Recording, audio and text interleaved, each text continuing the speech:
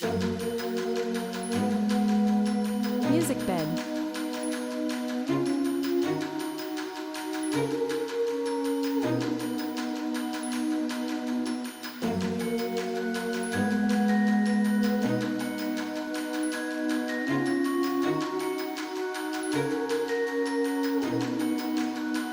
Music bed.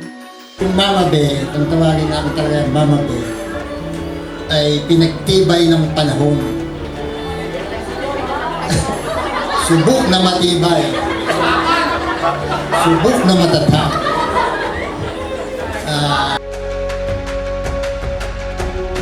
Happy birthday, Mama!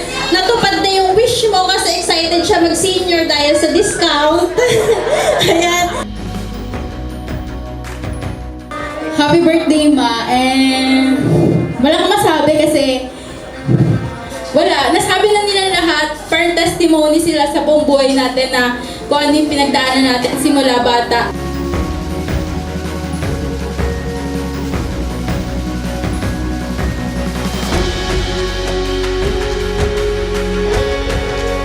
Sobra akong natutuwa sa pamilya mo. Deserve mo kung anong meron ka ngayon. Napakasarap tignan yung pamilyang naghahatakan pataas. Kay Ate Joy, Ate Giselle, kay Ate Joel. Sobra akong proud sa inyo. Kay Kuya Joel. Sobra akong natutuwa tuwing makikita ko yung Facebook post nyo regarding sa family. Nagpapasalamat po ako sa pinsa ko si Kuya Joel at si Ate Be.